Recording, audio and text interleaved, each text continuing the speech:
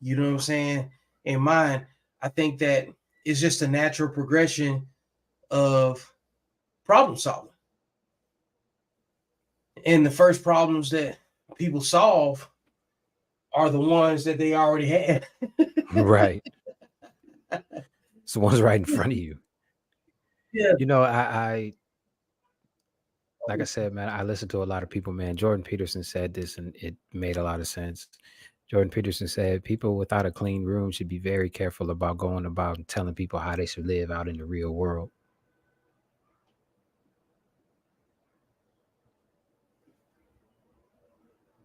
So yeah, you right. You muted.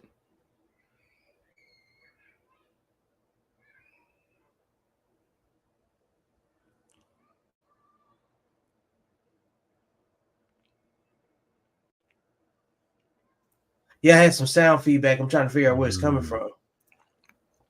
Okay, it was on my YouTube. Yeah, like, bro, after you got the problem identified, what are you gonna do to solve it? You know what I'm saying?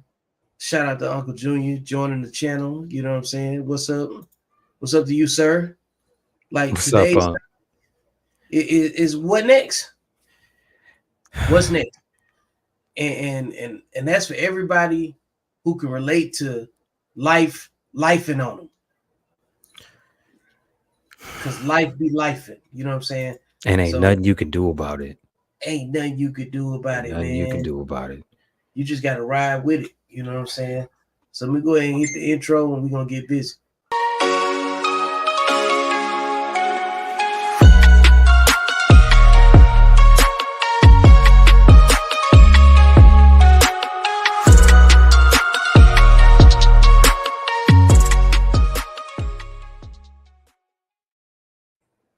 What's going on? Welcome to the Code Talk Evening Show with Life Be Lifing.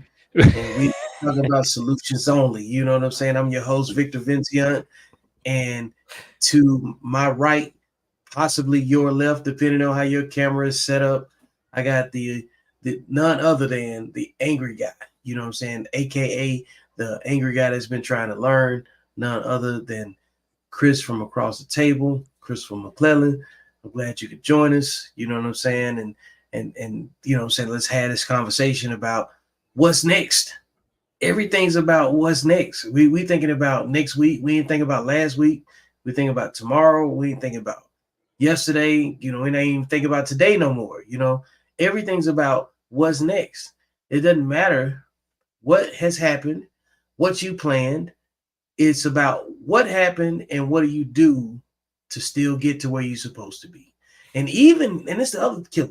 What if you got what you wanted and what you came for? Then the next question is still, what's next? Now what? Right. Okay. What do you do now? What do you do now? What do you do now? You got it. What are you doing? Yeah. So I want to have a conversation, you know what I'm saying, that's about, you don't even have to, like, nobody has to really divulge what they're dealing with in order to know that everybody's dealing with something, because instinctively we all got something that's barbecuing us to sleep. You know what I'm saying? Something that we just can't get to. There's is like we don't have any real empty space for other people that's not in the mix of what we're doing. If we don't share like interests at this point, you really don't have room to to assist other people in most cases. You know what I'm saying? Especially people that only want from you and not prepared to do anything to support what you're doing. There has to be a level of reciprocity. So I believe that, you know, like when I was coming up with this topic, I'm like, what's next resonates with everybody. You know what I'm saying? What just happened, what I gotta do, you know what I'm saying? Everything's about reacting or being in a position to react and solve the next problem. Because if life is good without no problems, that's great too. I just haven't seen it in my life. Even when I thought I didn't have no problems, That was me ignoring something. Most time when you think you don't have a problem, you're ignoring something. So what's next is about really taking your attention to the thing that you've been annoyed Oh or God. or ignoring. You know what I'm You saying? really gonna make me do this, ain't you? You're really gonna make me talk. You're The topic was built before I even knew about your situation. You see what I'm no, saying? it's not about the situation. It's about Yeah. the fact that you know how much I hate being the guy talking about this. Hey, And you're I just don't know gonna why you. make I'm a because you mess. said something that made sense, man. It says you gotta tackle the thing that annoys you. This at a core level is what annoys me. So I guess this is you know what, man. All right. All right, man. All right, okay. Yeah. Hey, because like this is the thing, bro. All of the topics are really affirmations that I have to myself early in the morning. Mm. And so like I'll start with me, right? What's next and what's annoying?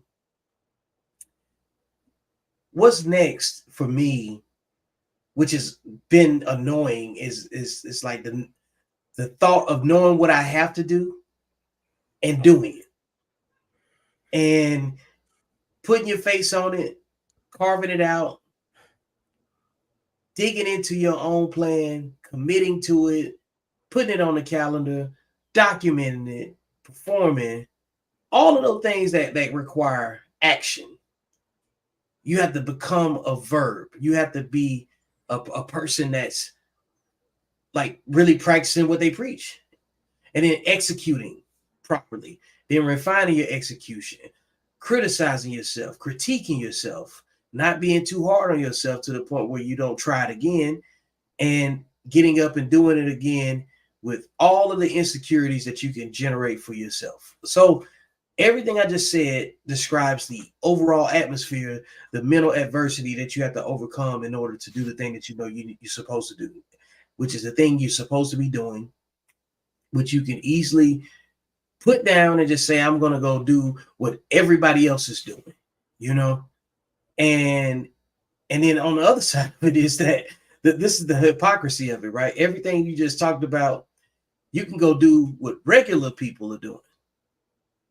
You can just put down whatever you're doing in your space and just fall back into the regular norms of whatever society is deemed to be, right? Or you commit to it and go be a weirdo over here. You're either gonna be a weirdo over there or a weirdo over here. You know what I'm saying? But over here, And you gotta and you have to be okay with it. and you have to be okay You with it. You gotta be okay with it. have to be okay with it. You know what I'm saying? So if you're gonna be okay with something, it's because you know what you know, and you're only talking about what you know. And then the oddity of it is that you have to talk about what you know. You have to document it. See, you get it? You Yeah, get it. I do. I do. I swear, in the morning when I get up, I think about all of the stuff that absorbs my creative thinking. Everything that annoys me absorbs my creative thinking, and the more I get these annoying things off my plate, the less I feel it in my chest, in my head, or you know what I'm saying, the less restlessness I experience, or whatever. And this is about taking command of your own self, you know what I'm saying, over your own thoughts. Um so I believe what's next is always about scratching off that thing that you know you need to do.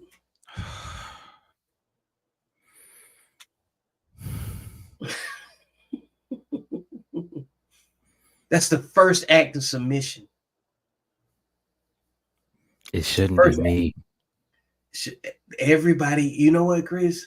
It Everybody shouldn't be says me, that. man. How come it can't be somebody else? But why me? You know what I'm saying? Like everybody's been saying why me for the longest period of time. You know what I'm saying? So like I'm in my own space now where nobody else is responsible for what I want to accomplish.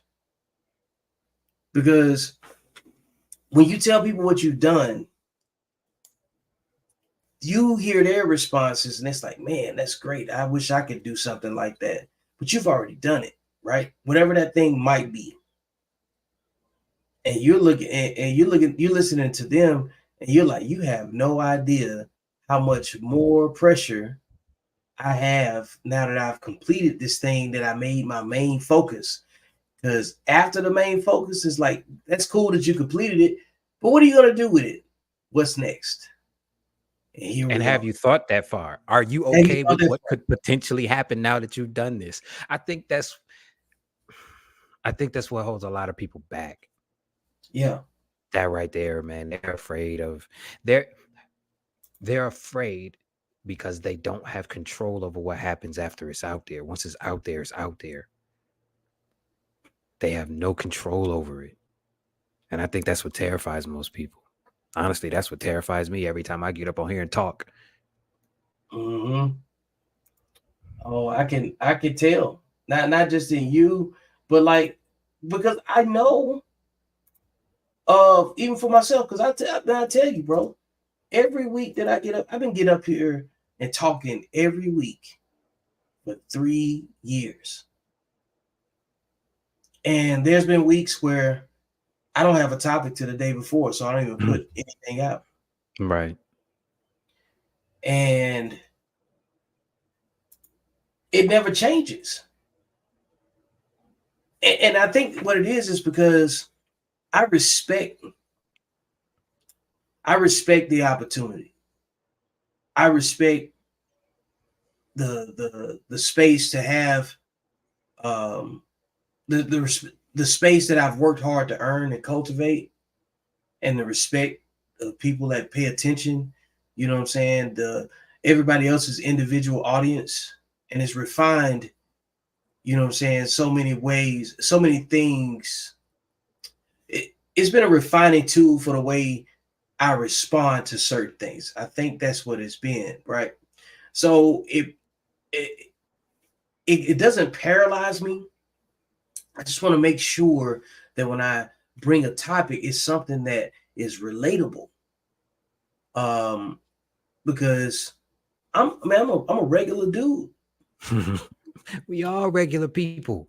I'm like, but the perception is what you can't control. Because Yeah. how people perceive you, that's something else. You know what I'm saying? It's outside the scope of it.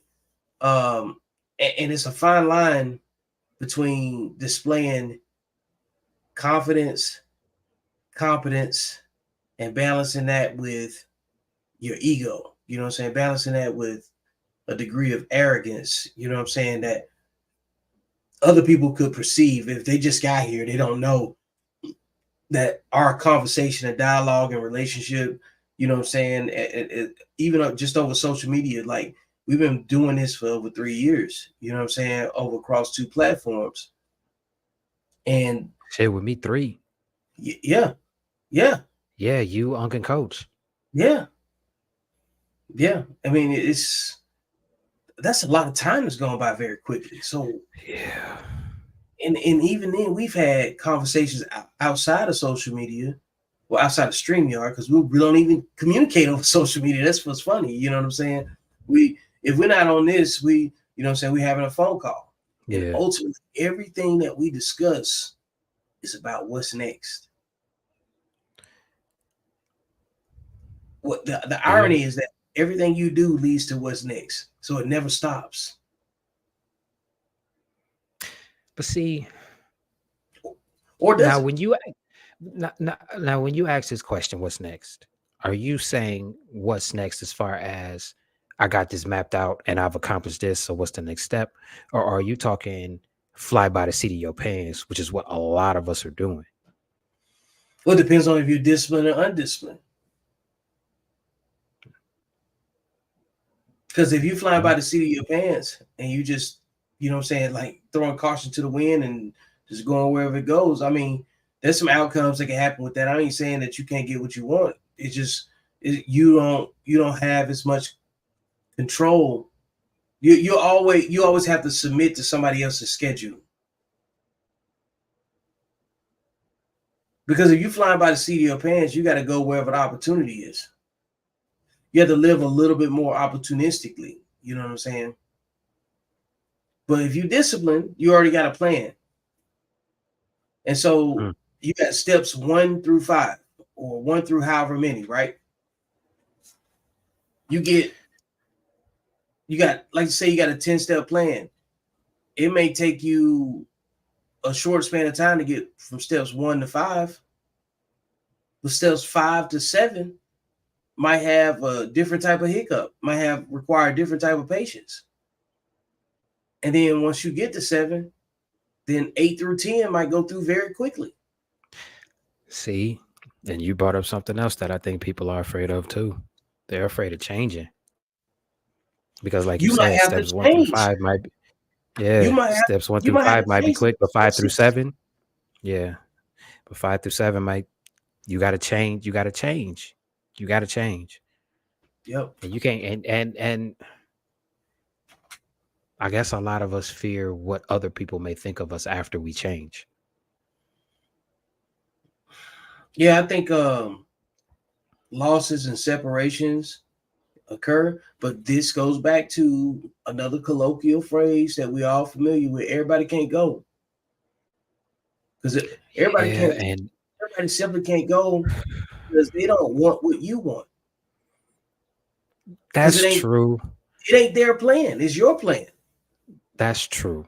That's true. I agree with you wholeheartedly. But I really wish that when we talked about this, we dove into the other side of it about how much it's going to suck and how horrible you're going to feel about it. Because people that you thought loved you or people that you thought you loved can't go with you into this next phase. They can't go into what's next. So you got to take the loss. And that shit sucks and it hurts. I wish people would dive into that aspect of it too. We can talk about that today because, like, see, we in our 40s, so we old enough to do better and really young enough not to care. You know what I'm saying? Because we're not old and decrepit. We can function. You know what I'm Yeah, I saying? can still move around a little bit. Yeah, we got discernment. You know what I'm saying? Like they call you you know what I'm saying now, because you can still get down if you need to. Like you ain't Yeah. you ain't washed up. You ain't out of there. You know what I'm saying? Like you actually see. You know what I'm saying? Like you're not quite old head yet. You know what I'm saying? Right. You up. So um I think the part that sucks is I think the reason most things suck in that space of thought is because there's a part of your life where you have expectations based on your emotions, not in your feelings or nothing like that. Your emotions and feelings, because without information, you only making decisions off of what you feel. And once you have information, the anxiety and uncertainty goes away because facts put all of that stuff in a appropriate box. Then when you got facts, your frustrations are more likely to be contingent upon other people having to do what they're supposed to do. And I'm saying that as a, you know what I'm saying, as a businessman. Like for instance, right? If I have an expectation to complete a certain project within a certain span of time, and I got to work with 2 or 3 people that are vendors or whatever, I'm counting on the vendors to care about their job, doing their job the same way I care about doing mine. But if they don't care as much, that's going to alter my outcomes, my timelines, my profit, whatever that looks like. You know what I'm How saying? much you got to work.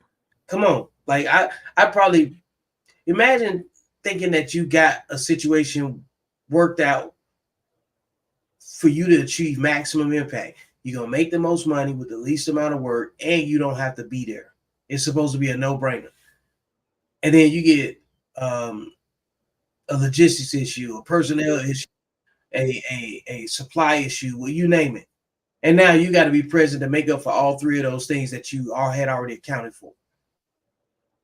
Do you still get it done? Of course you do, because it was your plan. how married to the original plan are you? And, but see, and what if the plan that you made, if you can't let go of the initial plan you made, or be flexible enough to be adaptable, what that's is where I that? was gonna go. Yep. That's where I was gonna go, because you can have the same end game, but getting there, you got to be flexible. Yep. Yep. Mm-hmm. If you This is ain't always flexible, some dumb shit that's gonna happen. yeah. Always some dumb shit that's gonna And happen. Like and, it's just and, and, the dumb, and it ain't got nothing to do with you. It's always somebody else. It's always some, like, you always have to be subjected to someone else's irresponsibility. in a lot of cases, but I'm gonna say that a lot of the stuff that's happening right now, like on a macro scale, a lot of this is self-inflicted. Talk A about it. lot of this is self-inflicted, man. A lot of Mhm. us do this to ourselves, and we know it. And we know it. We're doing this to ourselves.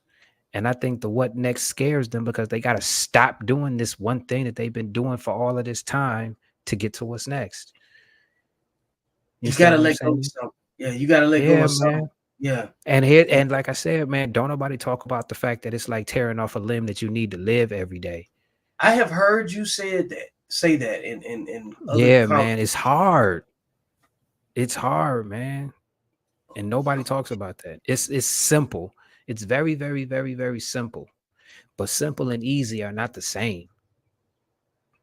Mm-hmm. Simple and easy are not the same. Yep. It's a lot different than complicated and complex. You know what I'm Right. saying? Like, there's a big difference in intricate and then complicated. Yeah, man. Yeah. So It is not I'm easy. with you. Yeah. I think it's like a compound effort, because you got what you want to accomplish, and then you got the variables of the environment, then you got the stuff you can't see, stuff you and stuff you can't see and cannot predict, and they don't even have to be major, but the power of what you don't know is so great that something can happen and you still be saying, I didn't plan for that. I had no idea that was going to Good take or place. bad. Good, bad, or indifferent. You know what I'm Yeah, saying? good or You just bad. hope that it works out for you on the good side more than the bad. Yeah. Because thinking that you're gonna be in and out of everything without an issue, that's a recipe for, you know what I'm saying, emotional trauma. At a minimum. At a minimum. You know, it's it's great to be in a time where you know what you're responsible for. And there's a lot of people that's they responsible for something, but they don't behave like it. Don't behave like it at all. And like, let's say we use kids for example. There's some people, they have to experience life without their kids, and to know that they needed to be present. You know what I'm saying? To ensure that kids have the best opportunity in life. You know what I'm saying? Because one of the things that I don't hear much about is just relationships in terms of like at the child level, because it's That's so because many don't kids, nobody care. don't nobody care. Don't nobody care, man. The Listen, don't unseen. I talk about this all the time, man. Don't nobody care. Kids are not Mm. seen as kids, man. Children are not seen as children. Like, not on a general scale, man. They're not. They're seen as possessions. You understand what I'm saying? They're seen as possessions. Don't nobody care. Don't nobody listen to them. They don't know nothing, no way. At least that's what everybody's saying. Don't nobody. Yeah. And What's the and now what to that? what's the You now what understand to what I'm that? saying? Mm. You know what? Nope. That's a rabbit hole. Nope. Mm-mm. Hey, all of the Mm-mm. now what's a rabbit holes. That's the whole thing. Now what is a rabbit hole? But are we saying now let me ask this question. Are we saying now what in the context of, all right, we know what time it is, we know what's going on, we're not this stupid. Now what? Yeah, Is that where we are? Because if that's where we are, I'm all for it. yeah. Because we're not this That's what I'm stupid. saying. Yeah, because we talking about solutions. We're not Okay. talking about analyzing problems anymore. Like this platform, you see the shirt I got on, right? Problems, solutions, and opportunities. Human beings fall into one of those three categories. And I'm tired of being pissed off, y'all, man. Like I really am. I am so tired of being angry. So yeah, now what? Now what? I'm trying to help Chris not be angry no more. Because I've been angry in different ways. Like angry in a way where you don't necessarily put it on people, but like you wallow in it, you bathe in it, you wear it. You know what I'm saying? And not because of what other people did to you either. It's because you're not ready to let it go because you need to have a better understanding of what happened so you don't come back down this rabbit hole. You know what I'm saying? Yeah. And that's It that's it it, another that's an ego thing though. That's an it, ego it thing. and anger comes from your ego. It has to be. You know what? In a lot of cases, but not mine. My anger doesn't What, come from a level what, of what do you ego. think your anger comes from? My anger comes from knowing what I know and seeing what I see. Can't And unsee.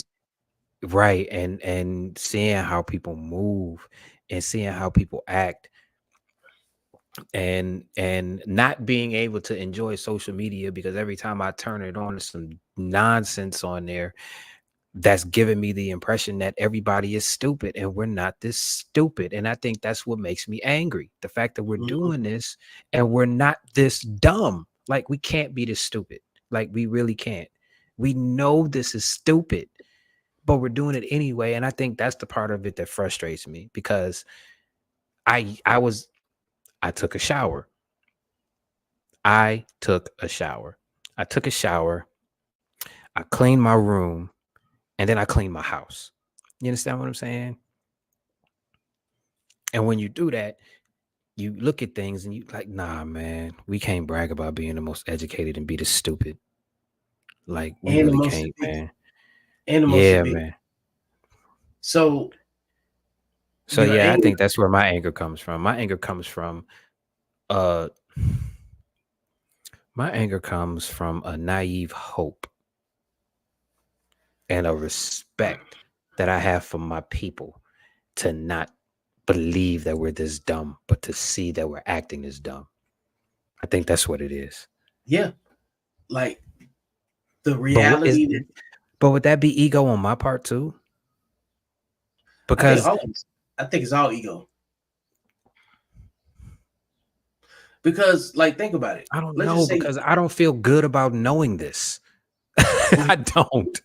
here's the thing though. This is why I know it's ego because you're making a choice to care about it the same way that you've been caring about God damn it. Okay. it. Yeah, it's really that simple, man. It's like it's some stuff you gotta just say, yeah, I don't care about that. Like, You know what? and You mean right. and mean it. Like, think about it, right? Let's just say if there was an artist that you like, and that same artist that you like, there's somebody that's anti that person and talking about every negative problem that's associated with that particular artist. Why are you so intimately informed about somebody you don't like? And what makes you think just because you don't like them, I don't have to like them too? Yeah, come on, come on. Get out my face. But I'm telling you, like these topics are really just like kill switches. The minute that you have them, it's like you should stop caring about a lot of stuff, bro. You just do. That's why I was like, what now and what's next? Because if you look at it from a disciplined mindset, you're gonna have a plan. The undisciplined person is waiting to be told what to do.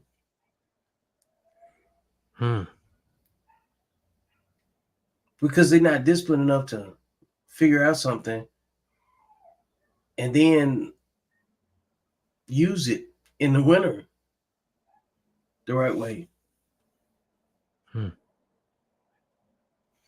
Because I talked to a client today on the phone, and I broke down to her that there's a difference between translation and interpretation.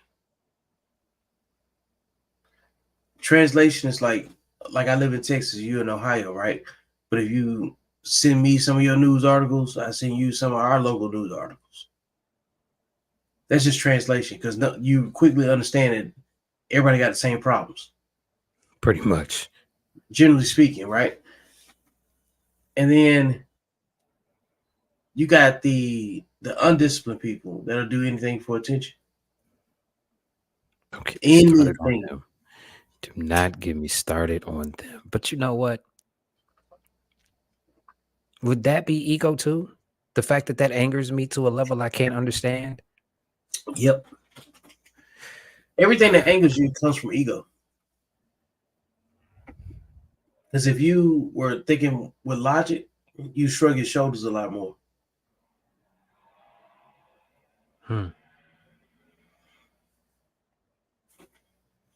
Like, how could you, like, think about an artist that you don't like, music wise. Knowing that you don't buy their stuff and don't celebrate none of them, right? And the few artists that you listen to, like, you maybe got your Jodeci, your Shy, you know, in the early 2000s, right? You like what you like. No other artist, when they come in, is going to make you not like your particular groups better, while getting spins from the new. It's possible. We're not saying it doesn't happen, but we're talking about, being in a healthy situation where, like, if you want to bring someone into your life, you don't want to fill that room up for her with something else. And your discipline is going to determine that too.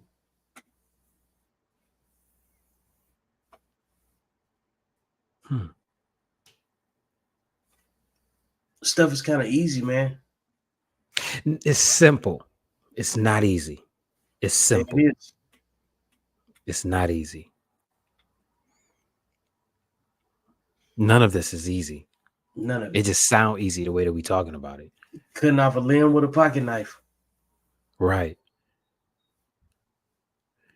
But none of this is easy. And I think that everybody has that opportunity to say what's easy and say what's not. And yeah, but I say that because a lot of times simple and easy are viewed as the same, and they're not. Nope. They're really not. They're not.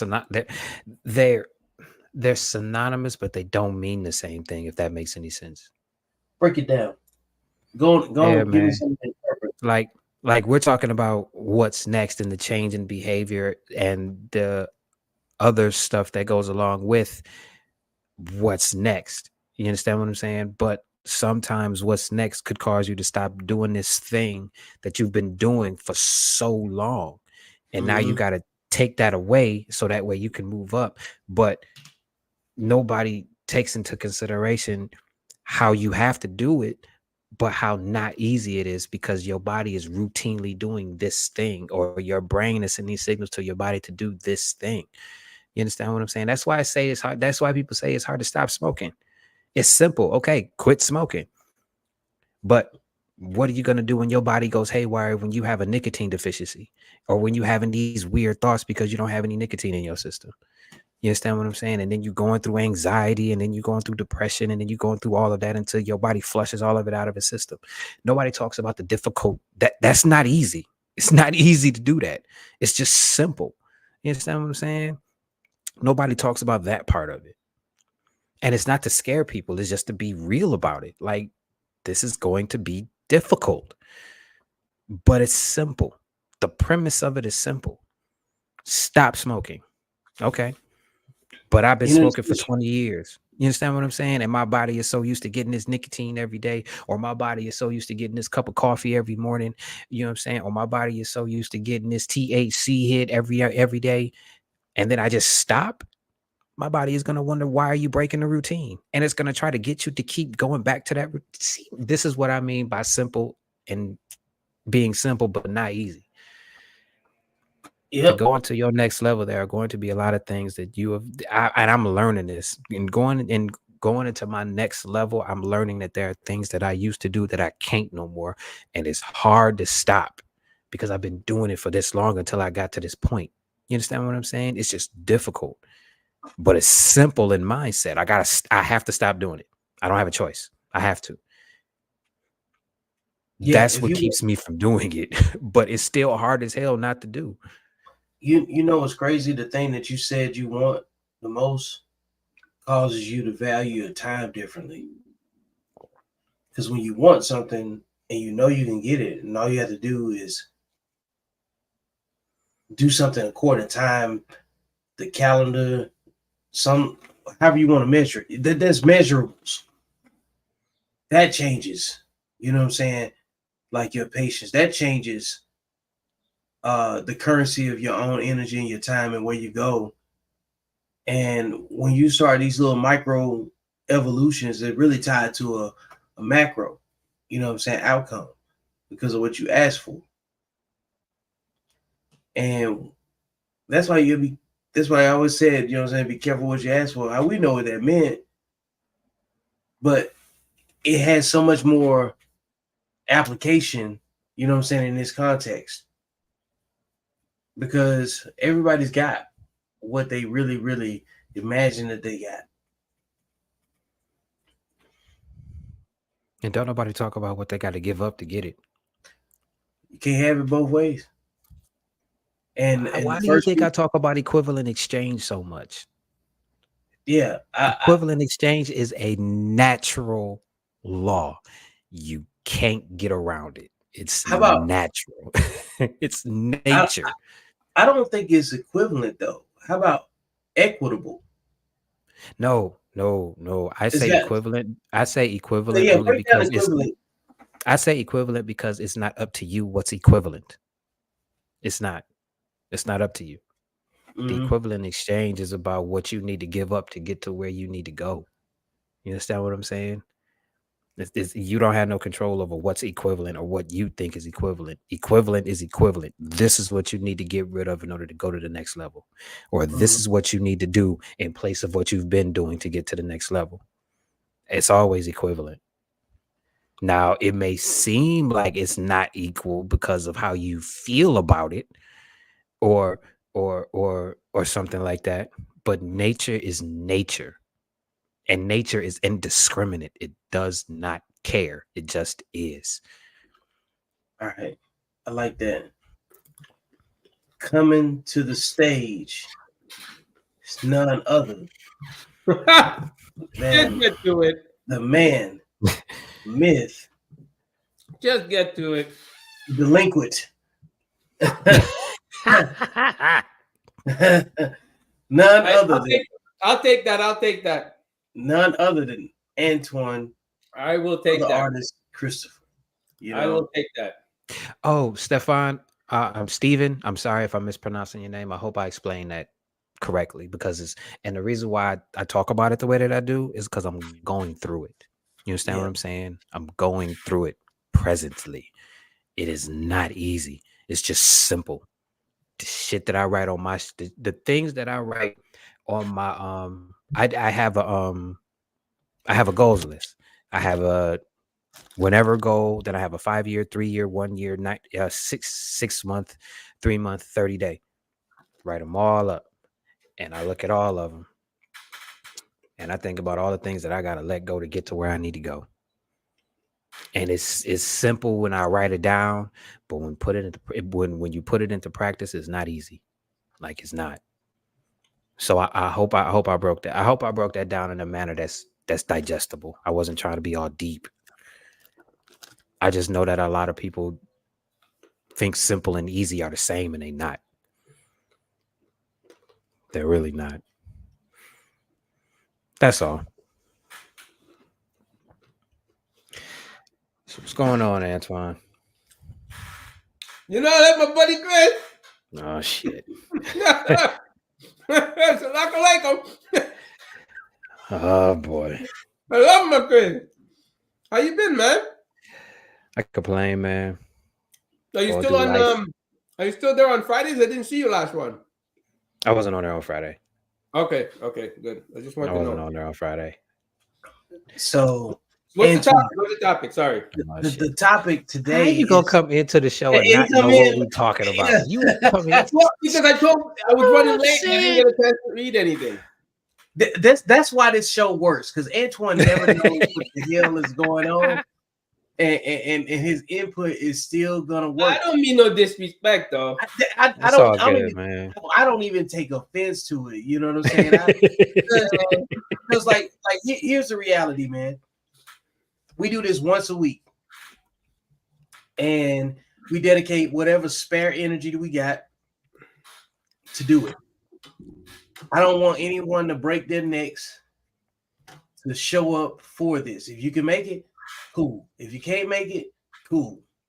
No, but I like breaking my, because I dedicated this Wednesday for this day, right? But I remember I was telling you last year I didn't make as much as I wanted to make and all this. So this year I'm doing a little bit of different hustling. So it's taking up just that one extra minute of time that I have to actually leave my studio.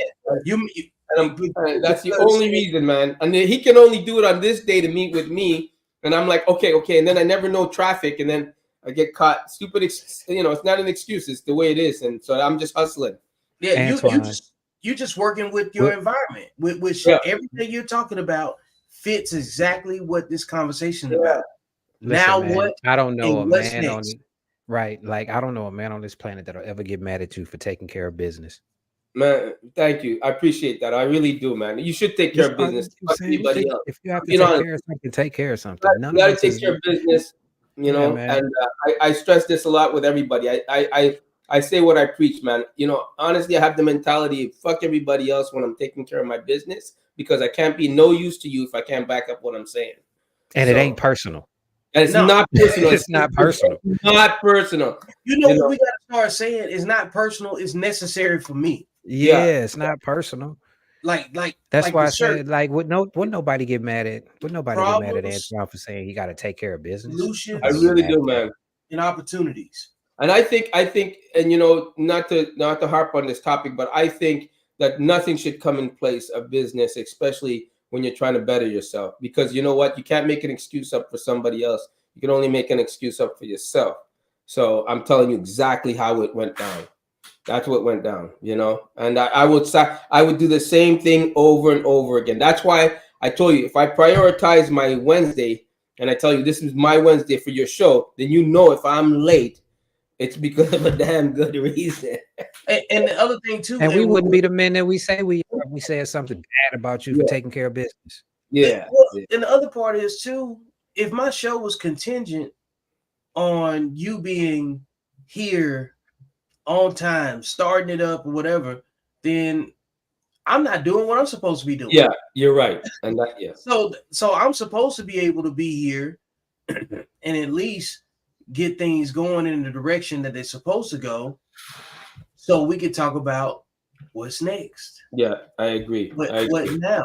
Like you took an assessment of wherever you finished at, previously, you know what I'm saying, in previous years to figure out what you needed to be doing this year Mm-hmm. that needed to be different. I took a hit. Yeah, and the adjustments that you had to make, you had to sit back and say, okay, what now? What's next? You know what I'm saying? Like, what adjustments do I need to make in the middle? You know, I talk about adjustments all the time, man. Like, that's all we're doing. Like, when you make an adjustment, that's you really manifesting the next plan to accomplish the longer term goal. You know what I'm saying? You came into it, you had an idea, you said, I probably need to do these, you know what I'm saying, a couple of items. Like you had steps 1 through 10, 1 through 5 might be easy, but step 6 through 8 might be harder. It might be the hardest steps. Right. You know, yeah. But you might run through steps 1 through you might steps 1 through 3 might be easy, but steps 4 through 7 might be a different type of hard. You know what I'm saying? It might be difficult, and each one of those steps could be hard individually. Yeah. And you know, I always say, like, you know, man, I always say, like, I think everybody should put their priorities as far as business and their finances and their job ahead of everything else, because you know what, you need a roof over your head, you need a car where you need to get to go, and you need to live, and it's called life, right? Everything else comes afterwards. You know, because love ain't gonna pay my bills. It's not gonna pay my mortgage. It's not gonna do nothing for me to help me sustain my lifestyle. It's not. I can't take love to the bank, and I surely can't take it to people that I'm responsible for. Right? I can't. They'll look at me like, and you know, it's like I tell people, if you're working out, you have no excuse not to work out. You either get up early or go to bed later. There's nothing else you can do.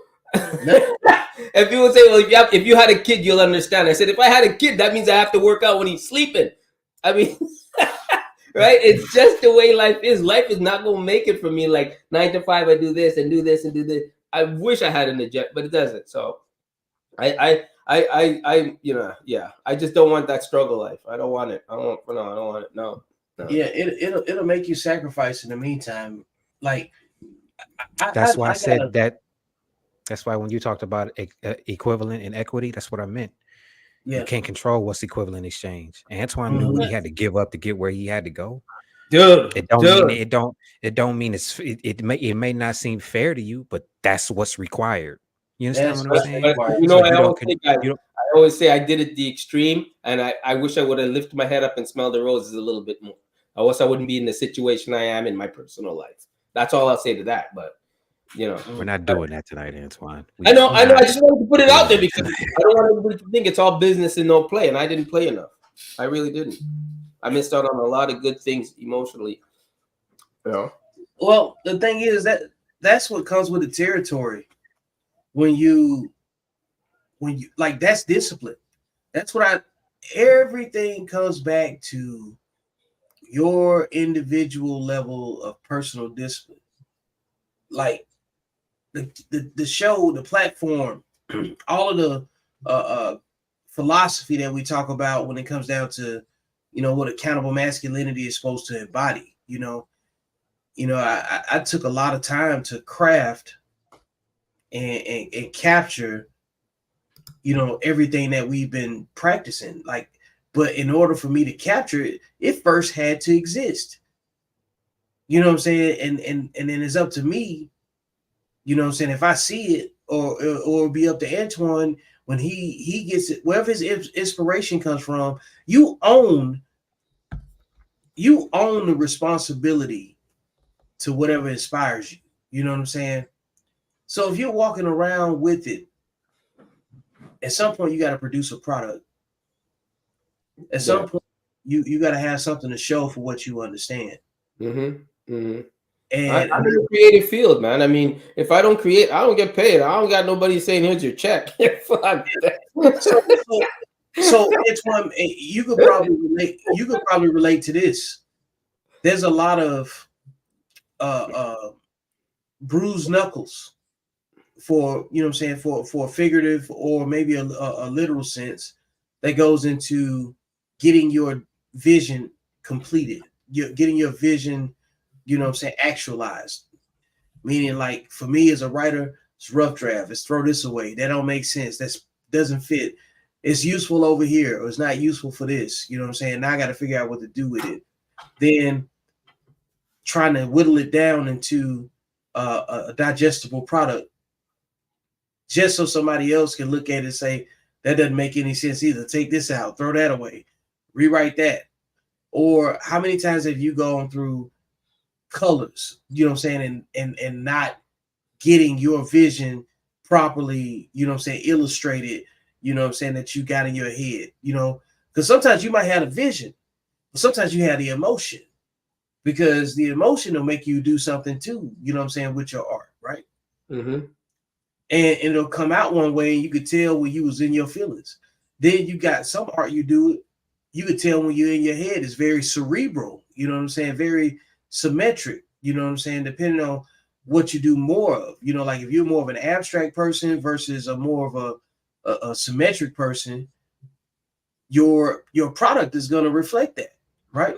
Mm-hmm. And then you finally wrestle through all of that and complete, you know what I'm saying, whatever work that you had. You may have had a symmetric or an abstract thought or a hybrid of the two. Then you get it done, and then you experience this loss, like, damn, it's gone. Yeah, it's gone. Because like the inspiration don't never come when you chilling. yeah. It don't ever come when you chilling. It's always you witness something that you probably shouldn't have seen. Or somebody told you something you wasn't supposed to hear. Now you can't. Something happened. Yeah, something happened that you can't unsee. Yeah. And you walking around with the burden of it, because I saw it. Right. And I know other people should have saw it. And even if they did, they wouldn't know what they was looking at the same way I would know what I'm looking at. You just explained why I'm always angry. You just That's what I do. Why I'm always mad. That's why I say you live in your feelings. I see stuff.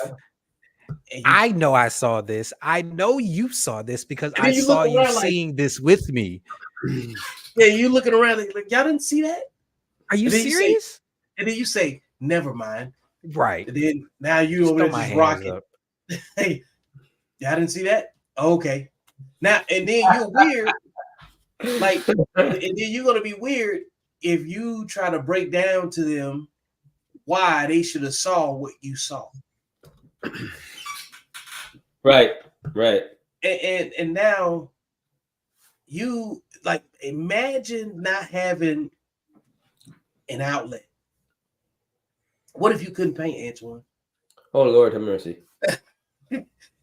Oh boy, man. You know, it's funny. I don't even want to think of an Antoine without a paintbrush right? in his hand. No, I'd be so pissed. I don't even know if I can have anybody around me. Yeah, like as reckless as he is right now, breaking out into hives. Yeah, boy. Are you serious? I will say, not to talk about this subject, but I will say, emotionally, something happened to me in a relationship, and I stopped drawing, and I lost it, man. And the emotion that came over me made me not want to draw, and it was the scariest thing that ever happened to me. I think that's another reason why I don't. I'll never be vulnerable like that again. Remember when I told you 2 weeks ago? I said part of the reason that you're blocking yourself is because your passion. I'm blocking myself. I made that choice already. My choice is, when people say, this is a good one. I'm letting them out. This is a good one. When people tell me what you did, they're single, when people tell me they're single by 5 minutes ago. When people tell me they're single by choice, I go, no, you're single by the asinine choices you made. You're not single by choice. You're single by the asinine choices you made. Now, that being said, go ahead. I had to say that.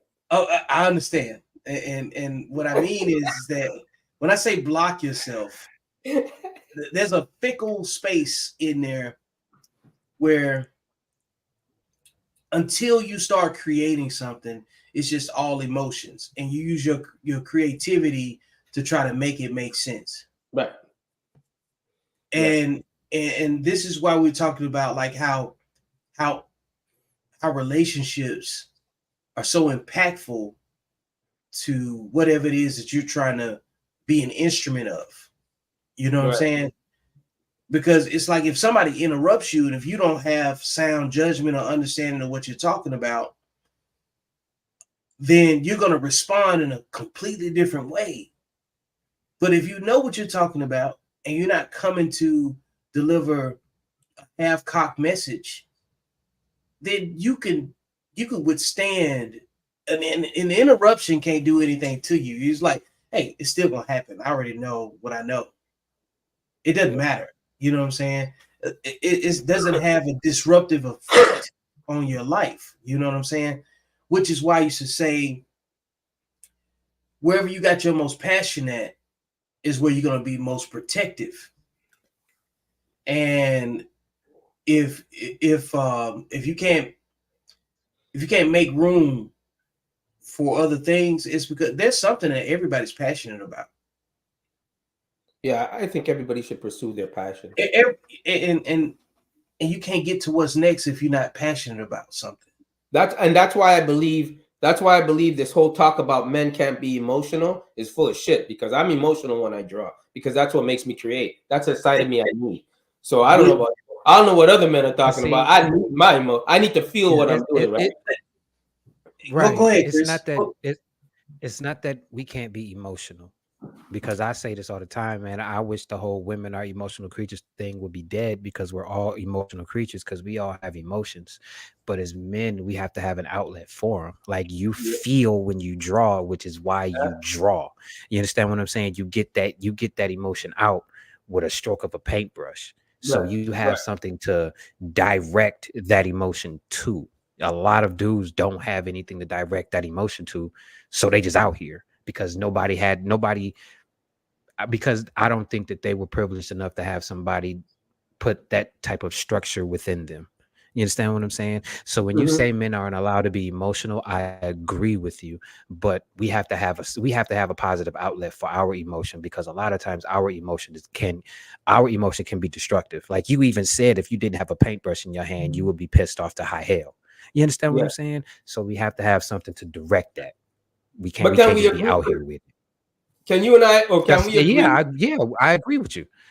Okay, because my emotions, when I say men need emotions, because I think my communication skills are so good with the opposite sex, because I convey exactly what's on my mind through my emotions when I'm telling that person. So they're not only hearing my words, they're actually seeing how I feel, right?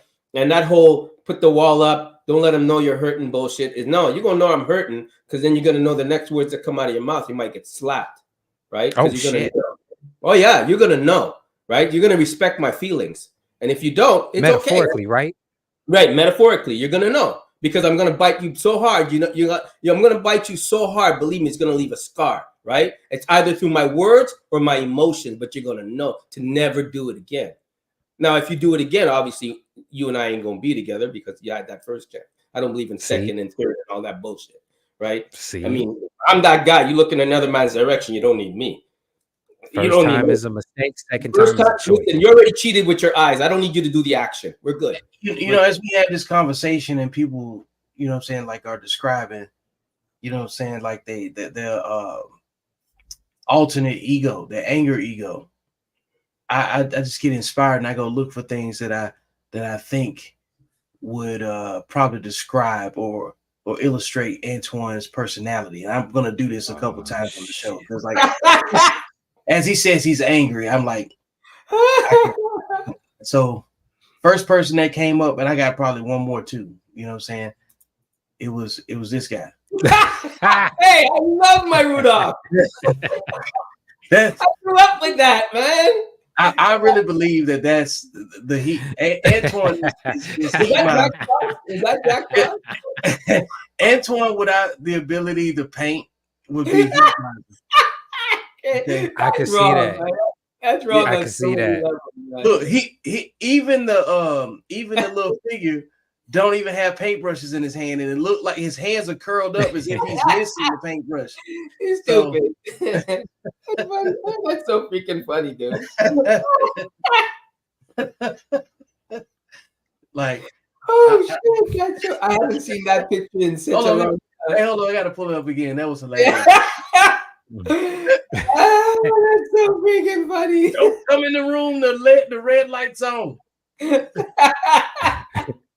Don't bring your butt down here when this light is on. That's What are right. you doing down here in this room? Because we serve no purpose. There's Hey, nothing. you know what, Antoine? Every time you get upset and you start going, I'm gonna throw that up on the screen. You know, That made me laugh so hard. every dude. time Oh, God, Antoine loses it, I'm gonna just I'm gonna interrupt you. You're like, hey, come on back. Come on back. Dude, make you crazy, boy. Hey, I like your shades, brother. That's cool. Some cool shades you got going on there. Let me see what else I got over here. You know what I'm saying? Like Antoine's got you know, a multitude of different ways of displaying what he's about to go off on a tangent to. You know, like when he's loading up and just sitting back waiting to respond, and I know we're gonna get something out of it. Like, let me tell you guys something. You know, It's about to be a doozy. Yeah, you know, I It's know about to be a doozy. it's Look definitely at it. Oh, Jesus. yeah. Like you might as well get ready. Like I know when he's sitting back plotting too. You know what I'm saying? But I love it when Chris is here, man. yeah, like Chris brings out another side of me, man. When I see Chris, I feel like, you know, this is gonna be good. yeah. Let me see here, man. Let me You know, and it's funny. It's a different Chris than the one on Friday. The one on Friday is very philosophical. The one on Friday is very philosophical. Very, articulate. You know, the one on Friday is the one on Friday is like Bruce Banner. You know, we get the Hulk over here, but Bruce Banner is on Friday. You know, you want to know what's funny? They used to call me that when I worked at Sprint because my vein. It was back when I first started working out, and you know, when you drink a whole bunch of water, your veins just pop out of your arms for absolutely no reason. Yeah, they used to do that sitting down, and I used to close doors too hard and didn't know that I was closing doors too hard. So yeah, they used to call me the Hulk. So when Antoine's waiting to respond, this is what I see when because I watch everybody else's, you know what I'm saying, body language, you know what I'm saying, to know when I need to jump in, jump out. Sometimes I got to, you know what I'm saying, like take myself off the camera because I believe some things flow better when I'm just able to see. But when I know Antoine's got something to say and I know we're going to revisit a topic after it's gone somewhere else, this is what I see. From Shrek? Really? Shrek. Wow. That's wrong, man. Lord Farquaad or something? Yeah, Lord Farquaad. Lord that is amazing. Same hair. Same hair. Matter of fact, Antoine, actually, because sometimes he'll put it in a ponytail and then anything that's goes. coming in. That's coming in. That's when it gets intense. Like, all right, when the ponytail comes, nothing is safe. Yeah. When Antoine goes on this kick, when he's like, when he said, "You guys are pussified," you know what I'm saying? That's what I see right there. That's his plot face, you know. Because I want to say something though, and I was thinking about this during the week. I think like this generation of men is very, very pussified. I think that because everybody wants their cake, you know, but doesn't want to put in the hard work. And I think a lot of these guys today are like so freaking sensitive, man. You know, they have to hear the thank you. They have to hear the please.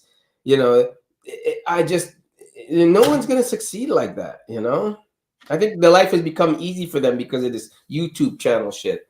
The other day I was watching, I ain't going to say the channel, but I was watching like all these loopholes that these guys are saying men have to do to get women or to get their lives together. Like one guy was going on the tangent, bro, and I was like, dude, pick your pants up and move forward, man. Like this is too much. You guys are making it too. You guys are getting mad about something called life and building yourself up and having to work for it.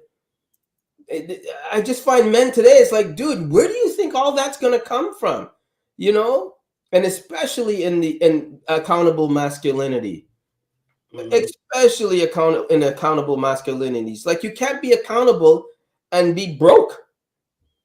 You can't. You can't be accountable and be broke. That means you're not doing something.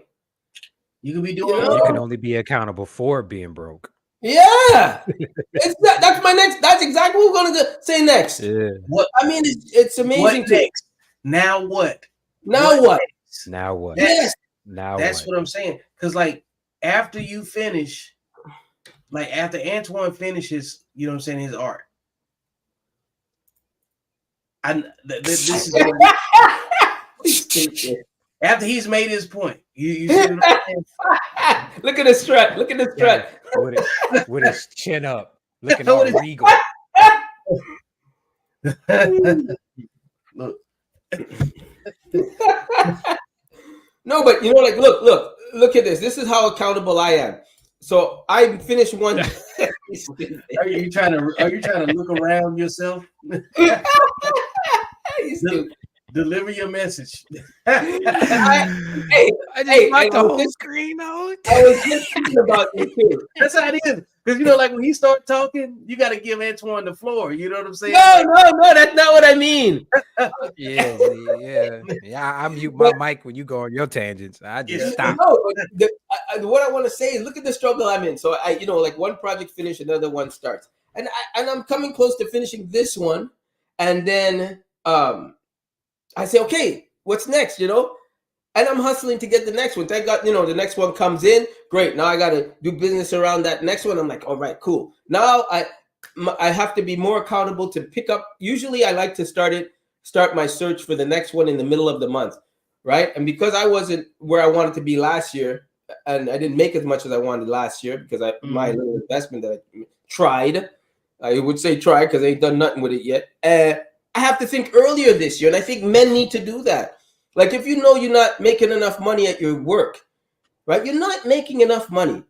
Every 2 weeks, you're not making enough money. You have to go out and humble yourself and get another job. And I was thinking, like all these fast food places, I don't know if it's around you, but in California, they all went up to $20 an hour. Mm-hmm. And I'm thinking, that's freaking a and good they little laying off people too. Yeah. Huh? Yeah. And they're laying people off. They laying people off too. Yeah, but I'm just saying, you know what? You got to do what you got to do. You're just saying there's opportunity. Opportunity because you have to say, if not fast food, Starbucks. I'm just saying, like, if you're not making enough money every 2 weeks, but you need to do something. I'm like, shit. Okay, I have to go get another job if that's the case. I think men need to do that. Like, there's this. I just found out about this. I'm not into stocks, but I just found out about this stock Nvidia, and I'm like, shit. When I heard about it, it was 500. I heard about it again, it was 800. I heard about it recently, and it got 916. I'm like, God damn, now I got to buy one, at least one, right? So I'm thinking, okay, how should I invest that one? I'm thinking, okay, I won't go out for the next 3 weeks, and and this is what men have to do. This is what we put up with every freaking day, man. But it's called life. We can't cry about it. And that's what I think men need to do today. These young guys today, for crying out loud. Shit. I think being a man is all about what's next. Well, yes, that's what I'm trying to say. It's about what's next. Yeah, like because like being an accountable man, like I think accountable masculinity is always about getting ready for what's next. Yes, Vic, that's perfectly said. Well said. Yes, because like what comes next. Yeah, because like even like now people are listening, but like next week's show, like my ideas have been flowing pretty good, man, because the things that I know that this show has the capacity to do, or the capability to do, or potential, all of those words are really about what's next. So I have to steer and be in position to increase the momentum, right? So I had this thought the other day is that you have to respect your momentum. Like, if you already have it, you have to do something to not jeopardize it. Nobody's going to come in and make your situation go more efficiently if you're not doing it.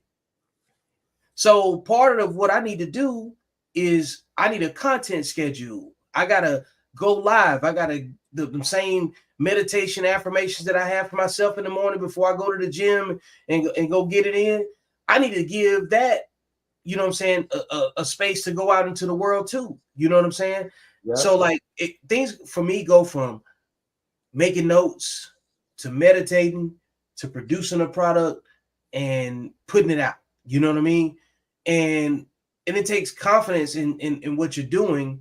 And you have to repeat so many processes before you say, okay, I got this part down, but I'm still not getting getting what I want out of it. I'm still not getting the engagement over here. I'm still not getting that. I gotta, everything that you create, you're responsible for promoting it. And if you don't believe in your product enough to talk about it or relate everything in your life back to the product that you created, it is a high level of entitlement for somebody to see what you got to offer. Yeah. And well, the expectation is, you know, like the false level of entitlement that you're putting out. You're responsible for that. You got a hollow delivery. So the consistency can only make up for so much. The creativity is part of what drives the momentum of it. But then you got to point it at something that makes sense to point it at.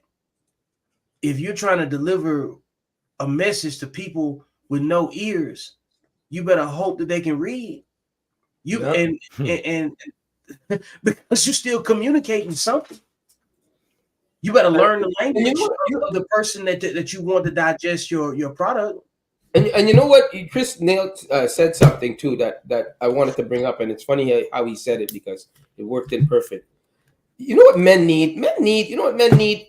And I mean this, men need an outlet, right?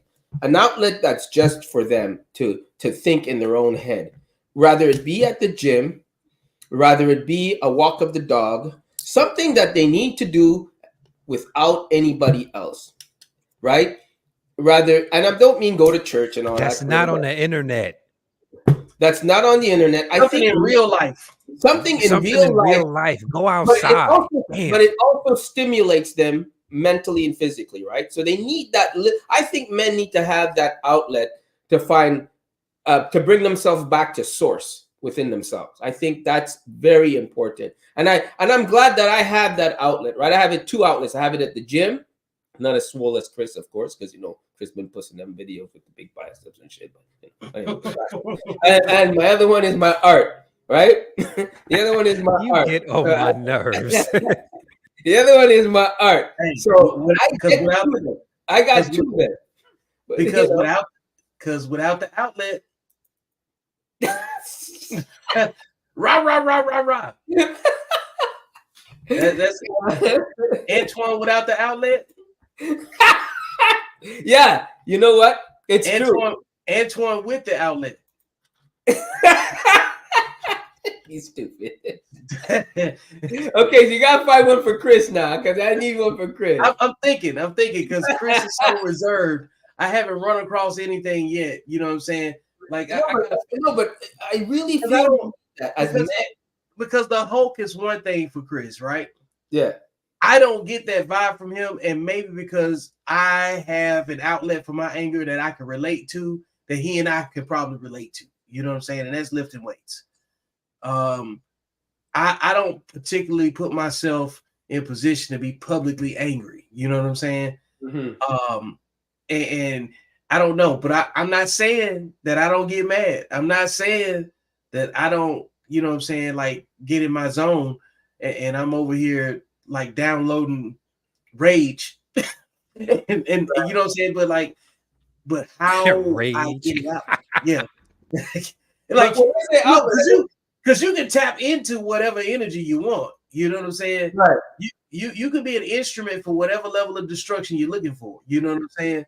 The reason, like, you started laughing when I put heat miles up there, because you've been mad as fuck before in your own house, and you seen yourself and then sat back and said, yeah. I've had those episodes in my head. I played them back too. And you know, when I say outlet, I don't mean outlet as your significant other, right? I mean outlet as in within yourself, right? Yes. Bring oneself back, make yourself so accountable that you get mad and you have that outlet to talk about it in your head and say, okay, let me find a solution for it. You know, that's what I mean. To center yourself, just to get back center. I think men need to do that. I think that's why when I hear this talk about men can't be emotional. It can't be this. I'm like, what are you talking about? That's called, you were created with emotions. You operate in certain things that make you better with your emotions. If you don't put emotions behind something, it's not going to be success. You're not going to be successful, you know, and you don't need to be creative. You could be emotional about what you do at work. If a lawyer doesn't put his passion and his emotion behind seeing it from the person he's defending or what he's doing in his job, he won't have a feeling to how to make it right. You know, he won't have a feeling to correct or to defend, I should say. And Yeah. I think the wrong message is getting out there, and a lot of platforms are talking about this. You know, you can't be emotional. No. But then after you get triggered on there, if you can't arrest your emotions, you can't get to what's next. Can't. Like you matter of fact, if I would go as far as say this, if you can't arrest your emotions, you can't accomplish the most important thing that's next on your task list. Yeah. Like you're further away from it. And this is why I talk about discipline so much. It's because like when it just clicked in my head, you know, when I started breaking down, like there's only two mindsets, you either disciplined or undisciplined, right? If you're undisciplined, are you closer to your goal or further from your goal? Right. And you just have to, and if you put yourself in the trick bag, is like we like to call it, is that can I get what I want with my current behavior and my current emotional state? And what I want is not about what's happening in front of me. What I want is 2 years from now, 3 years from now, 10 years from now. How important is this moment right now? When I'm 60, when I'm 50, you know what I'm saying? Or whatever age you want to look at, you know, how much am I going to let my disgruntled demeanor linger? How long? Because you're really wallowing when you're acting out on it. And I ain't saying you don't deserve an outlet. Like you said, you got to have something to do. But it's a lot of stuff you really can't do when you're angry, and it'll make it unsafe for you. Right. So yeah, come on. Like Chris over there, like you won't like me when I'm angry. You know what I'm saying? So just like don't do it. But it's like, have you guys ever really thought, like I thought about this the other day, right? I said to myself, like I have a certain goal I set for myself, and I said to myself, okay, am I doing everything I possibly can to get to there? Because that's where I really, really, so I would even say desperately want to be. Like that is where I freaking want to be. And I'm working with a harder mindset now, a more realistic mindset too. And I'm looking myself in the mirror and I'm saying, okay, guys, Antoine, seriously, are you doing everything you can to get to there? And the answer was, fuck, no. Like, no, it's always no. That's what I'm saying. And I'm like, okay, what are you doing wrong? So I cut this out. I said, well, I'm doing this wrong. I should, I do this wrong. Is it so, like, hey, Chris, did we not just talk about this before Antoine came on? It's everything that you just said is what Chris and I were discussing before you got on here. Because like you got two things. You got the things that annoy you and the things that you know you have to do. And sometimes they're the same. But both of them have to be negotiated and dealt with. Right. And some of his life, I think life is on a different frequency, because like I think life is the stuff that you just can't control. But the stuff that annoy you, that's part of what you have to do. And you're always balancing those things out.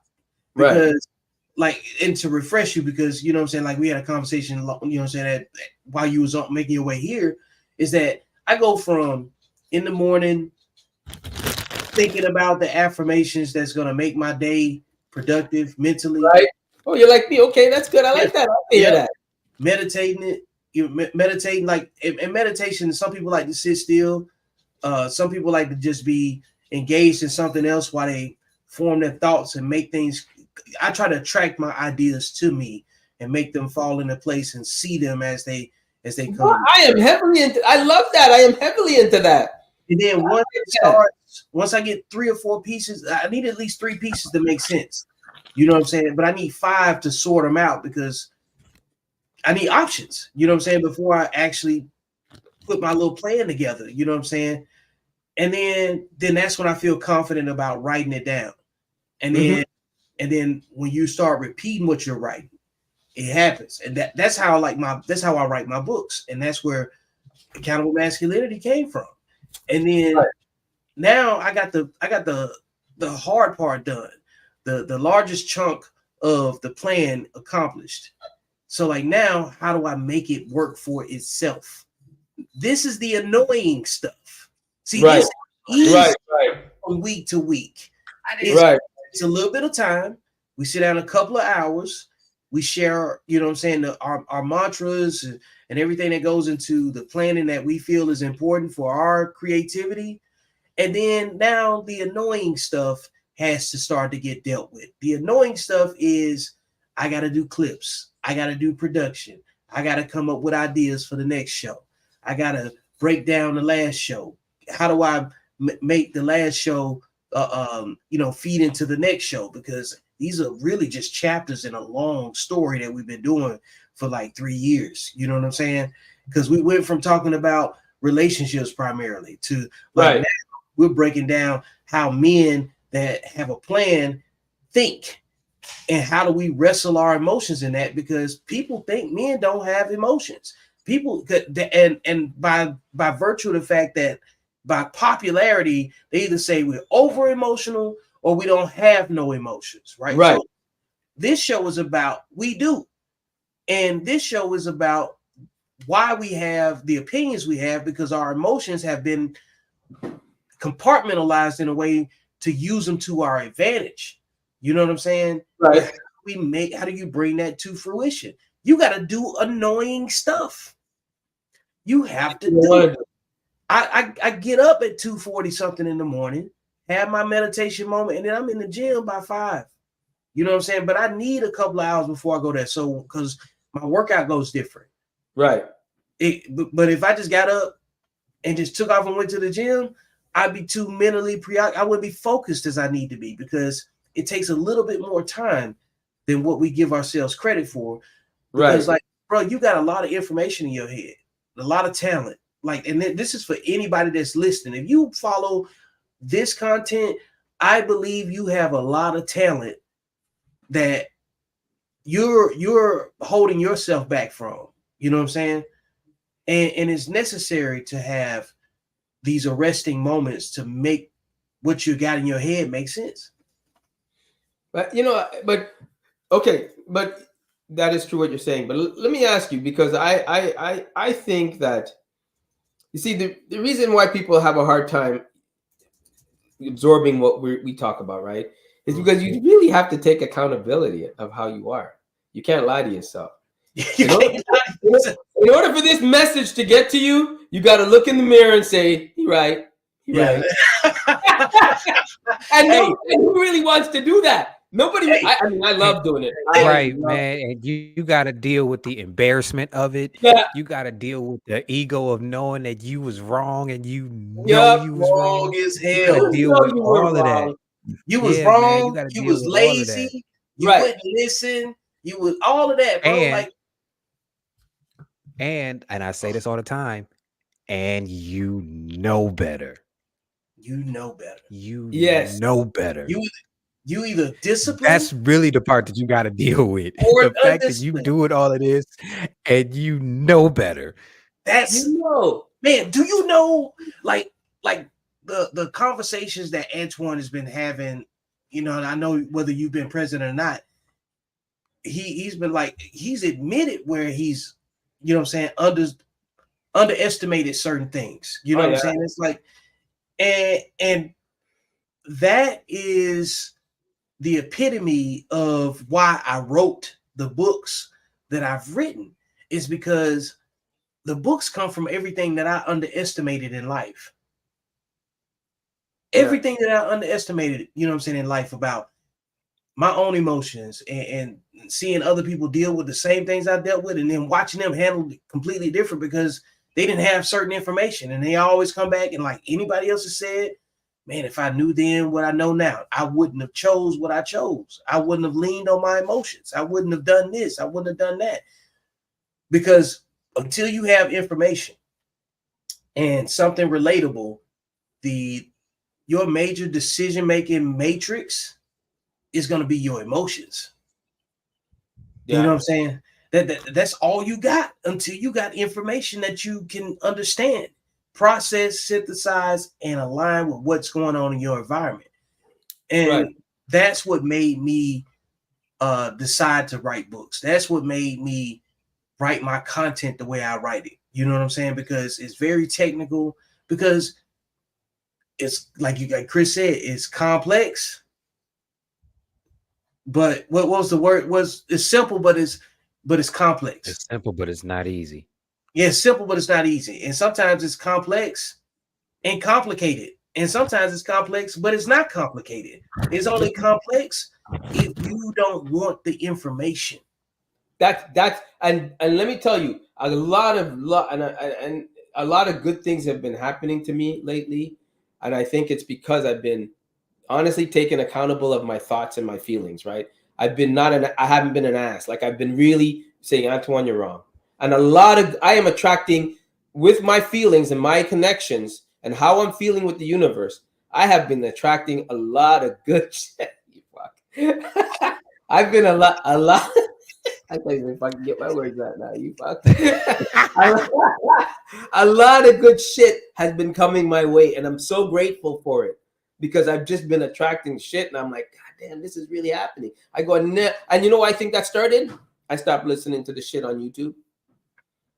I think ever since I stopped absorbing that shit and started listening to things that are, I mean, when I say I love my YouTube, don't get me wrong, but I don't listen to I want to say it straight up, I don't listen to the ratchet shit anymore and the stupid conversations of how to bring people together. If you don't know how to bring people together, that's because you got a problem with you.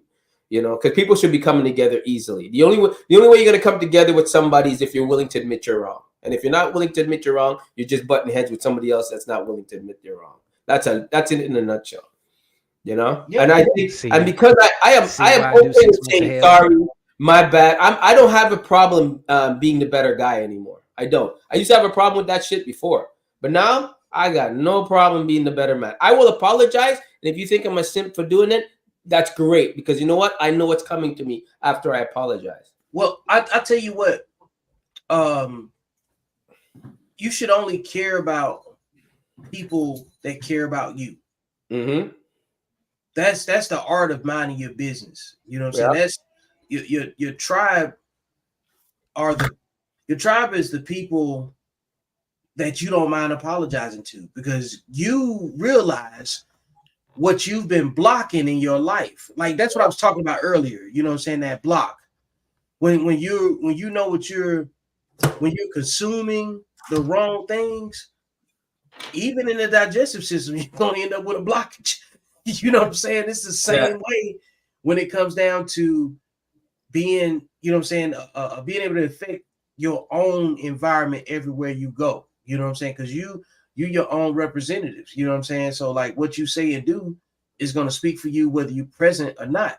Right. Which is why, like, the reason why, like, artists are more famous after they dead. You know what I'm saying? Writers work. I'm being that way though. I'm not. Look, hey, there, you know? Hey, look, I got the same. Now, hey, look, do they even make wood anymore? Like, you look around. I got a tree on the balcony right here. I can knock on. That tree's synthetic. You know what I'm saying? Like, everything is synthetic, plastic, and something else. But no, any type of, if you're responsible for being an instrument of your own art, right? You have a gift, so you have to be careful about how you handle adversity. You have to be careful about how you handle someone else's ignorance, and because you got something else to accomplish. Because here's the other thing too: you could respond the way that people deserve to be responded to, right? But if you got a gift and you responded to somebody that don't have a gift the way that they deserve, you're gonna be blocked from your gift. Yeah. Somebody, freedom's gonna be compromised. You're gonna be taken out of the picture somewhere. You know what I'm saying? Like it could go in a completely negative direction because you have gotten out of your pocket.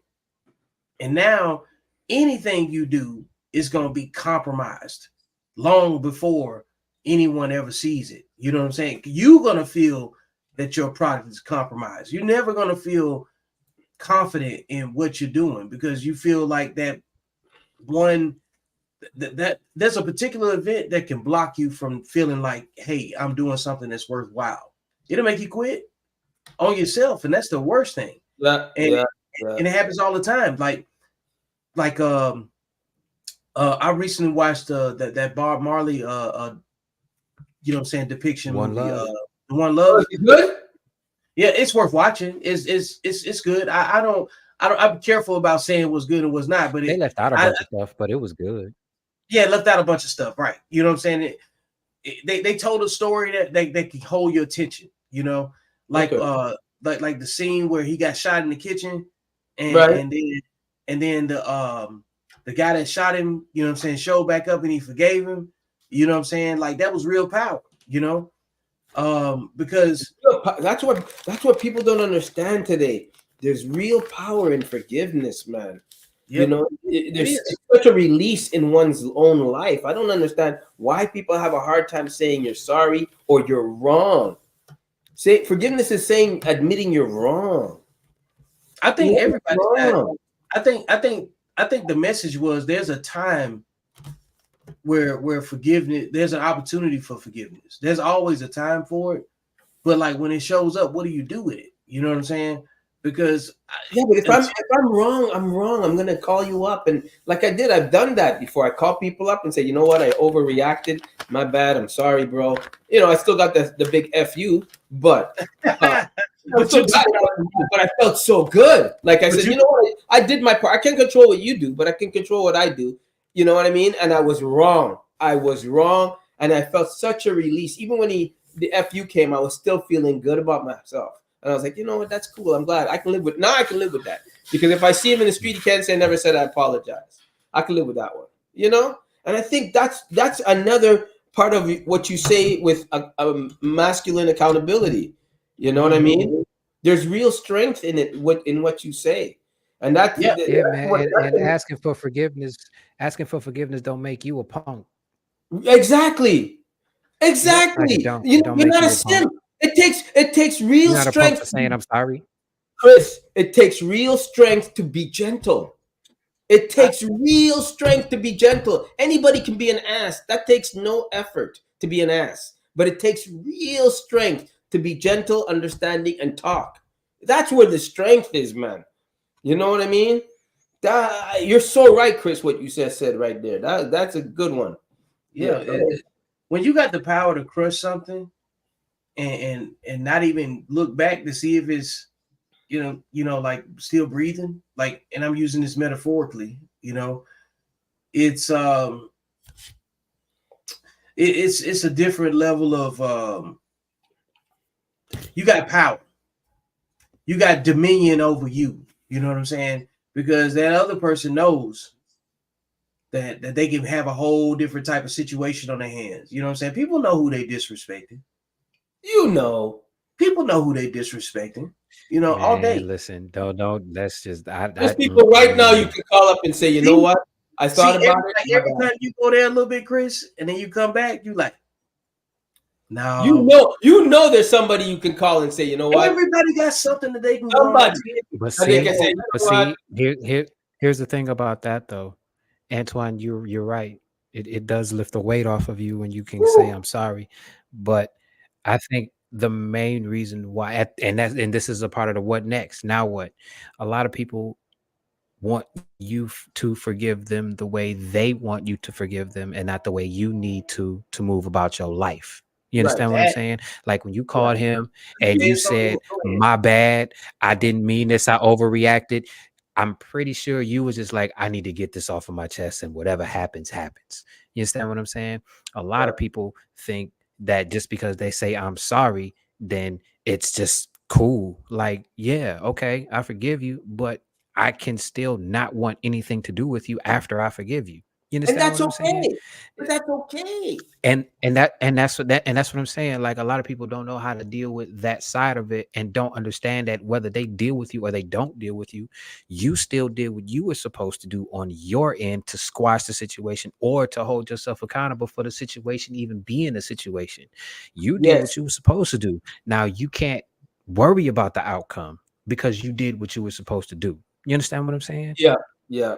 I told that you nailed it with that. And like I said, I believe the reason people are not attracting what they want to attract is because there's a low key anger in them. A low key anger. I'm telling you, man, this last Mine is this high last key. this last 3 Mine is high key. I have a high key anger. I've come to such realizations. It's so funny, man. This last 3 weeks, and I think it's because of the struggle I had from last year's income. Jesus Christmas. But these last 3 weeks has been nothing but overwhelming success. And I know that because I've let go of a lot of the anger that I've had for the past year of not being where I want to be. Right. And this, I think now I'm going to attract even more what I want, because now I'm sort of like understanding this. I'm sort of like getting the formula of it. This whole, let go of anger shit, and, manifest and I don't want to use the word manifest because that's like such an online shit, but No, transmutation, like that. The energy from the anger is always there, but you're making a choice to put it towards something else. You know what I'm saying? Like you could be mad at a situation that happened in traffic, and then you could take that same energy, the energy from the anger, not the energy. And but I'm gonna leave that what happened in the traffic now. So when I come through my door, I'm not gonna relive it and go, shit, man, that guy cut me off, or shit, man. I think, and that's what I think. We're performing alchemy. Yeah, We're performing alchemy. We're taking our anger, we're breaking it down, and we're making it into something else. We're making it into performing something alchemy. else. Look, that's what I believe in when it comes down to accountable masculinity. That's what it is, man. Like you get a negative thing that happens to you, and it's only negative if you blocked. If you are blocking yourself from like really understanding that you're not exempt. Mm-hmm. Life happens to you too. Mm-hmm. like stuff that's outside of your control, you are not exempt from. Like, we all have risks in our life that are relative to the way we move, where we are geographically speaking. There's stuff that can happen to Chris in Ohio, me in Texas, and Antoine in California. That if you moved them around on the board, they wouldn't happen. Like, if Antoine was in Texas or Ohio, he wouldn't be exposed to the same things that Chris is because of what he does. You know what I'm saying? The community about what he does is different. It's about probability versus possibility based on what you do. You know what I'm saying? Yeah. Like, I probably wouldn't have the same activities. I'd be probably more. I'd probably do more of some of my different activities if I was in Ohio. You know what I'm saying? Or California. You know, I might do less motorcycle riding because the traffic's crazy probably compared to where I live. I'm definitely not going to ride like the way I ride in Texas. I'm not going to be riding in California. You know, they hate bikes here. You guys are like, if you're a biker, good luck. No, good luck. There's some places here when they see you coming, they kind of like open the door, move over to the lane. And look, that is and that is a real thing. They'll do that. You know, when you're cutting lane, the best one is when they see a guy that he revs his engine when you're coming by, so you jump inside your car. No problem.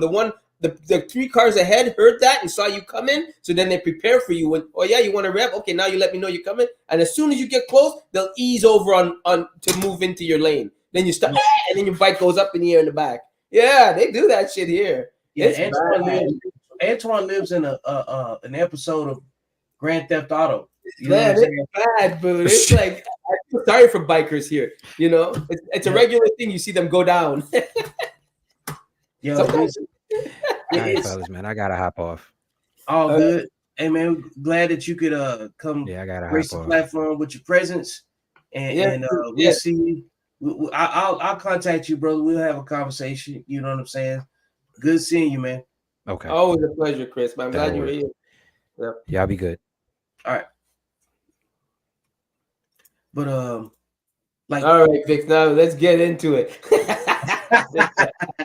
no, but like the transmutation of, you know, like what Chris was saying, performing alchemy. Well, we're doing it every day, man. Like even when you say that, when you think about sports, right, and you watch the greatest professional athletes, they all have to tune out the negativity. They acknowledge that it's there, but they have to operate above that. The negativity cannot be above them.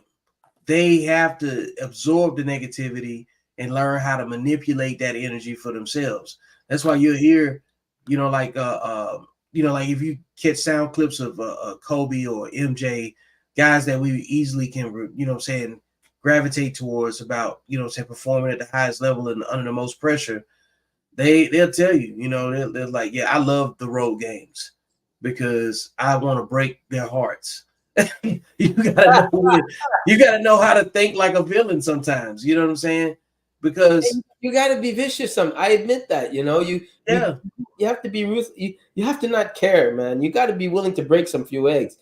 And like I said, man, I don't know. People want to be successful, but no one wants to make the sacrifice. Right. You know. Look, No one. I'm willing to make that sacrifice. Whatever. I think I made my sacrifice. I think I'm going to make more, but I'm willing to make it, man. I'm like, no way, man. I am willing to make that sacrifice. Yeah. You know, and it's a very, very important to me that I do, because I have a plan that I want to fulfill. I have a goals that I want to fulfill. You got really gonna hold on to it this year, man. This coming at the end of this year, mid-year, I'm really gonna hone in even more. Yeah. You know? Look, it like I took my you know, I made a shirt, you know what I'm saying, for to display how to transmute. That was the point of me making the shirt that the Yo Chick Make You Mad shirt. Yeah, that's a great. I told you gotta. Did you? I hope you did what I told you to do with that. I did. Good. Yeah. You notarized it too? Yeah, I notarized it. Good. So, you know, it has to work that way. You know what I'm saying? Because you're gonna always have some criticism. You're gonna always have a detractor. But if they don't know you, who cares? But you know what, Vic? There's only so much useless sex you can have in your life before it becomes just exactly useless. You know, it's not about. I'm telling you, man. I could speak from experience. You know, all these guys talking about, you know, women and busting it down, and there's only so much useless sex you can have before it's exactly that word, useless. It's like it's useless. You know, there's no even any feeling behind it. For I say that for the women as well. There you go. That's a nice color blue too. Yeah, you like that? Yeah, that's a nice color blue. Yo chick make you mad. My chick make me a sandwich. Okay. Like, you know, it's funny the other day. Like I said, I listen to this stuff, and it's so good now. The stuff that I do listen to, and it's amazing how many women aren't willing to make that sandwich, but they want you to. You got to give them a reason to make that sandwich, and it's sad that it has to be that way. Well, you know, they don't want to make it out of the goodness of their heart or the goodness out of the relationship, and it's sad that it has to be that way. You know, honestly, it really is sad that it has to be that way. And I wish I could, you know, express to all these women how much they're missing out on, you know, but they're so damn angry they can't put their anger aside. And then when I say angry, they have every right to blame the men that they chose in their lives. But if they don't put that aside, say that part again. The men that they chose. Yeah, they're so angry about the men that they chose. I mean, no man came up to them; they chose. Even if a man comes up to you, it's still up to them to choose if they want you or not. So at the end of the day, it's their responsibility. I'm sorry, just like it's my responsibility who I get involved with. So, and if you want 50-50, that's 50-50 right there. That's taking 50% accountability of it, right? Yeah. But it's so unfortunate that it has to like they're not willing to let go of that anger to see that the greatness in what a man is capable of if he is the right guy for you. Nothing's written in stone. Don't get me wrong, but you know, to these women out there, there's only so many 3/4 ass shot pictures you can take with your stomach sticking out before a guy looks at it and goes, you know what, it's starting to hang. Like you're just not doing it anymore. That picture doesn't work anymore.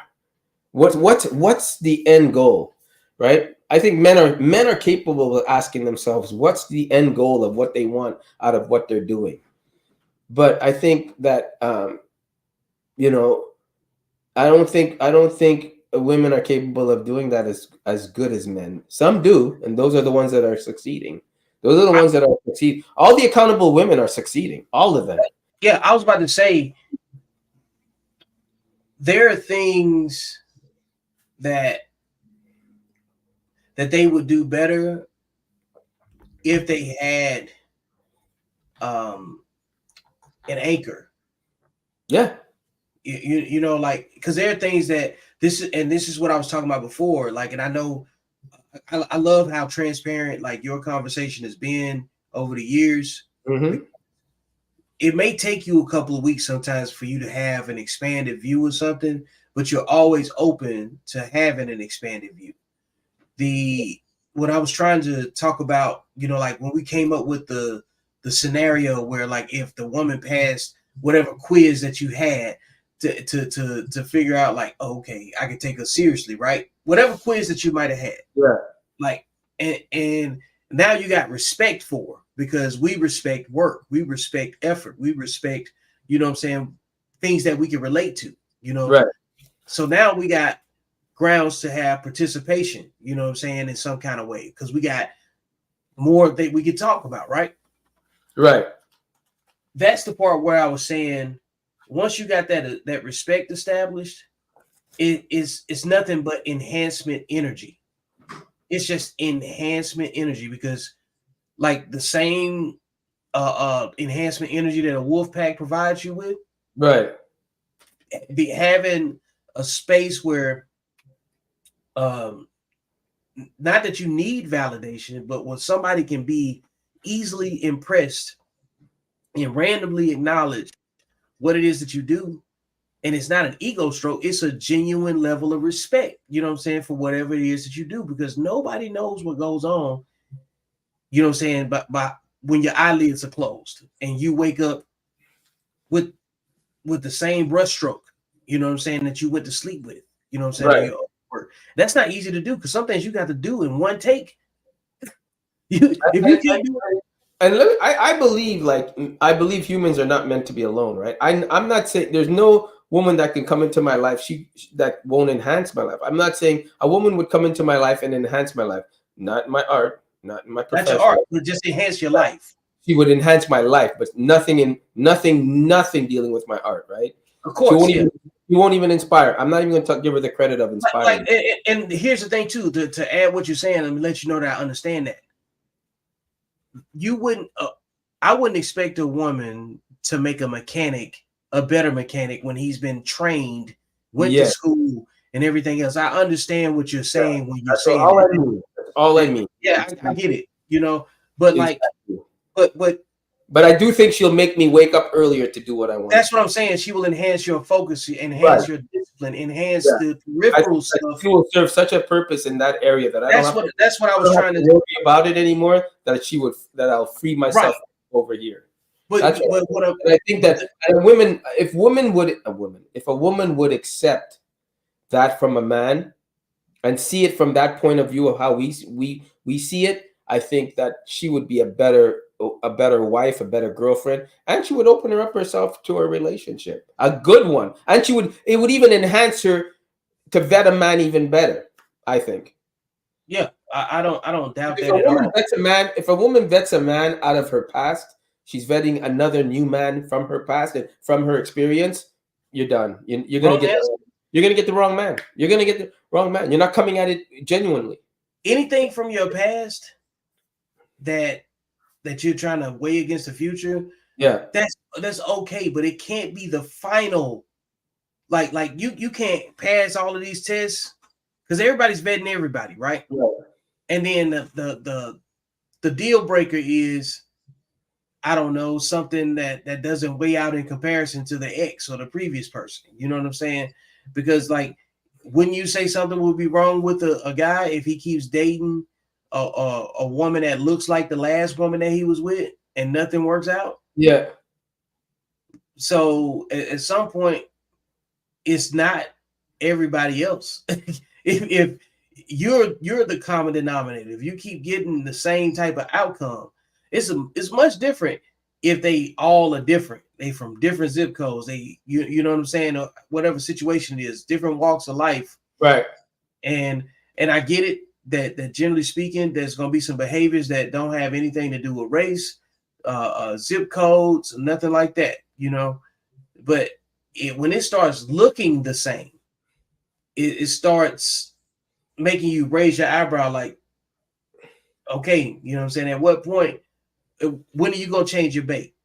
That's what I'm trying to say. Exactly. Vic, it's like I'm trying to say to people, okay, you're gorgeous, you're beautiful, you got great pictures, you look good, you go to the gym, you achieve money, you got the bag, you're a boss babe, you're you're a leader, you're a man, you're this, you're strong. But what's the end goal you want? What is it?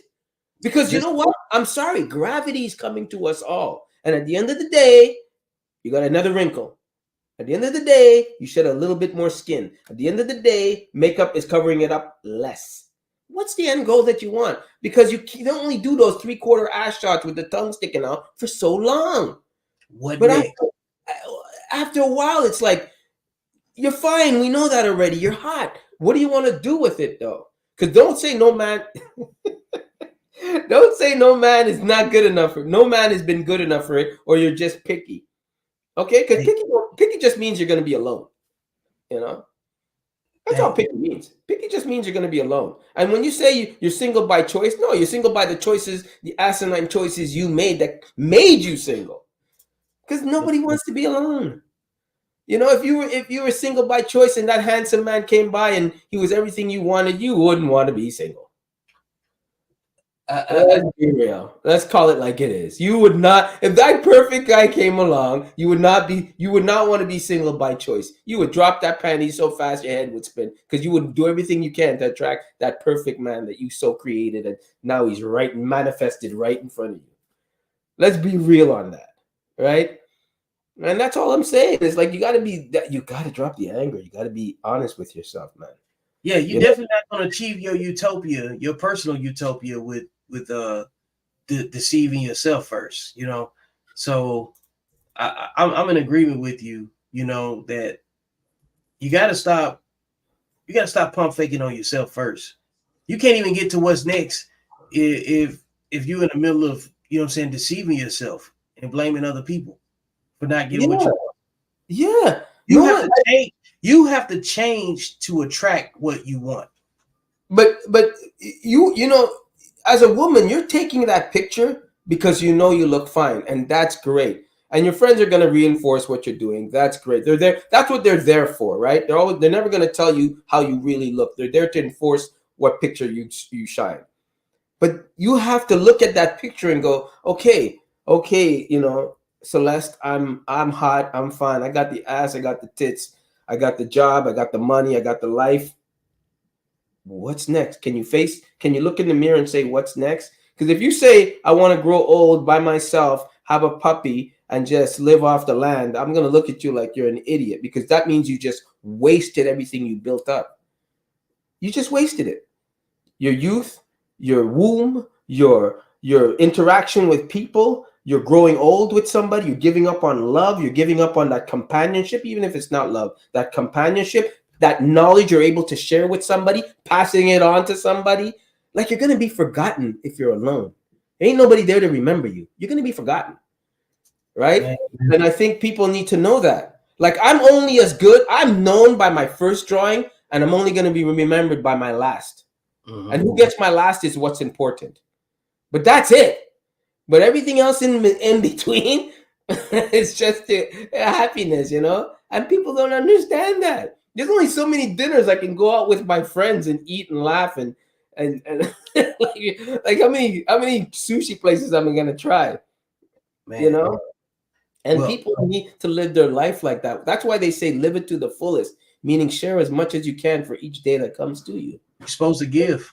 You're supposed to give that knowledge. But if you waiting for that perfect guy or that perfect girl to come along to give that knowledge to, well, you wishful thinking. Well, that right there is a perfect stopping point, because I want to take time to highlight our sponsor, which would be Leah McGee State Farm. Boom. We are moving so in the cool, world. man. That is so cool. Like Leah McGee State Farm, she's solid, man. She can give you a lot of great education about life insurance, investment opportunities with life insurance, and she'll pull out the whiteboard and really, really, really educate you on how to use life insurance as a tangible piece of leverage in your life for your financial goals. So you see the number on the screen. If you don't, back it up and check out the replay, www.mcgeeforme.com. There's all our contact information. And also want to take time to highlight next we should have a Leah State Farm Day. We were red. yeah, exactly. Like that day we had on red, it was we all had red. It was like, okay, that's the Leah State Farm Day. We were just red flags all day. You know what I'm saying? Next week's show is, I already got the idea for it. This is what I want to hear. Let's go. Next week's show is, what does selling your soul look like? Oh man, I've done that like how many times?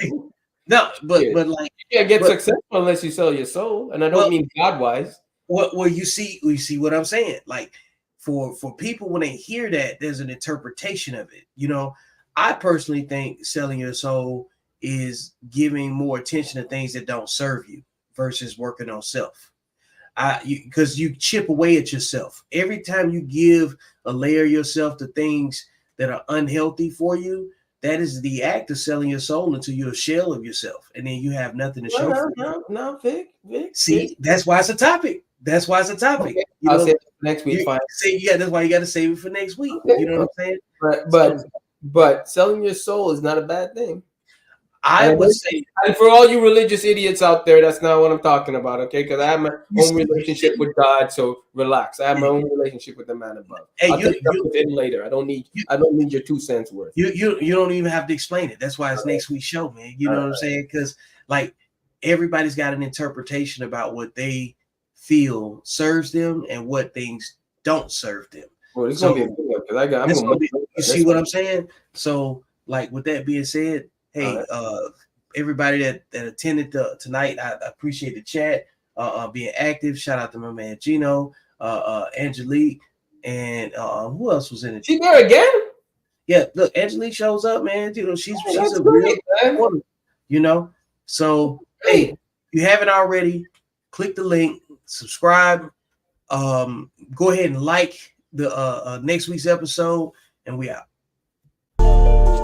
Make sure you subscribe on all platforms and hit the like button and follow. Please leave your feedback in the comments. Make sure you hit up the super chat, leave a donation to support the platform. Yo chick make you mad, my chick make me a sandwich. Yo chick make you mad, my chick make me a sandwich. Go cop the shirt, visit the merch store, shop with Accountable Masculinity, and support the platform. Men have hope.